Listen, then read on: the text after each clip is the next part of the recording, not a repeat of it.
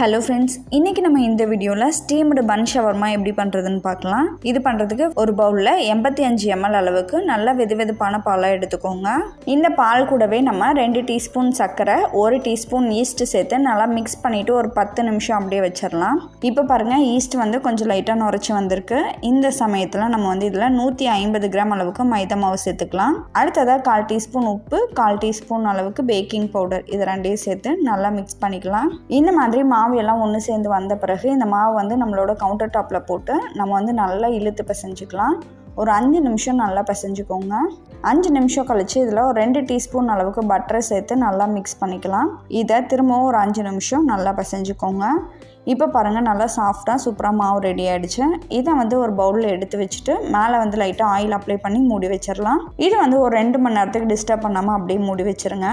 அடுத்ததாக இந்த ஷவர்மாவுக்கு நம்ம சிக்கனை மேரினேட் பண்ணி எடுத்துக்கலாம். நான் வந்து இன்றைக்கி 1/4 கிலோ அளவுக்கு போன்லெஸ் சிக்கன் எடுத்திருக்கேன். இதை வந்து நல்லா கழுவிட்டு இது கூட 1/4 டீஸ்பூன் மஞ்சள் தூள், 1 டீஸ்பூன் மிளகாய்த்தூள், 1 டீஸ்பூன் காஷ்மீரி மிளகாய்த்தூள், 1/2 டீஸ்பூன் மல்லித்தூள், 1/4 teaspoon garam masala, 2 table spoon அளவுக்கு நல்ல கெட்டியான தயிர் எடுத்துக்கோங்க. 3/4 டீஸ்பூன் அளவுக்கு உப்பு, கொஞ்சமாக லெமன் ஜூஸ் சேர்த்துக்கலாம். அடுத்ததாக 1 டீஸ்பூன் இஞ்சி பூண்டு பேஸ்ட்டு, இது எல்லாத்தையும் சேர்த்து நல்லா கலந்து விட்டுக்கோங்க. இப்போ இதை மூடிட்டு ஒரு அரை மணி நேரத்துலேருந்து 1 மணி நேரம் ஃப்ரிட்ஜில் வச்சுருங்க, மேரினேட் ஆகட்டும். அடுத்ததாக இந்த ஷவர்மா பண்ணுறதுக்கு நம்ம கேரட், கேப்சிகம், அப்புறம் பெரிய வெங்காயம், இது எல்லாத்தையும் நல்லா சன்னமாக சீவி எடுத்துக்கலாம்.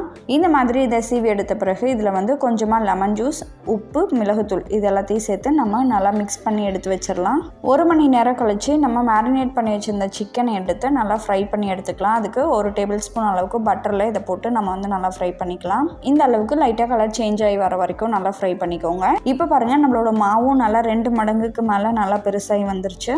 இதை மறுபடியும் ஒரு டைம் நல்லா பிசைஞ்சு விட்டுட்டு இதை 3 போர்ஷனாக டிவைட் பண்ணி எடுத்துக்கலாம். இந்த மாதிரி உருண்டை பண்ண பிறகு இதை வந்து ரவுண்டாக தேய்ச்சிட்டு அதை 2ஆக இந்த மாதிரி மடிச்சுக்கலாம். இப்போது இதில் நம்ம தேய்ச்சி வச்சுருக்க மாவை எடுத்து வச்சிடலாம். இதை திரும்பவும் ஒரு அரை மணி நேரம் அப்படியே வச்சிடலாம். இப்போ பாருங்கள், அரை மணி நேரம் ஆயிடுச்சு. இது வந்து நல்லா உப்பி வந்துருச்சு. இதை வந்து நம்ம ஸ்டீம் பண்ணி எடுத்துக்கலாம். இந்த ப்ராடக்டோட லிங்க் வந்து நான் டிஸ்கிரிப்ஷனில் கொடுத்துருக்கேன், வேணும்னு செக் பண்ணிக்கோங்க. அடுத்ததாக இந்த ஷவர்மாவுக்கு நம்ம ஒரு சாஸ் ரெடி பண்ணணும். அதுக்காக நான் வந்து 3 டேபிள் ஸ்பூன் அளவுக்கு தயிர் எடுத்திருக்கேன்.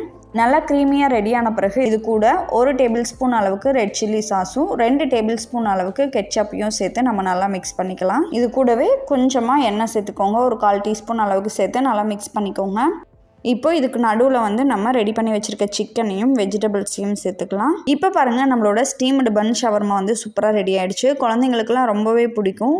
இந்த ரெசிபியை நீங்களும் உங்கள் வீட்டில் ட்ரை பண்ணி பார்த்துட்டு உங்களோட ஃபீட்பேக்கை மறக்காமல் கமெண்ட்டில் சொல்லுங்கள். நன்றி.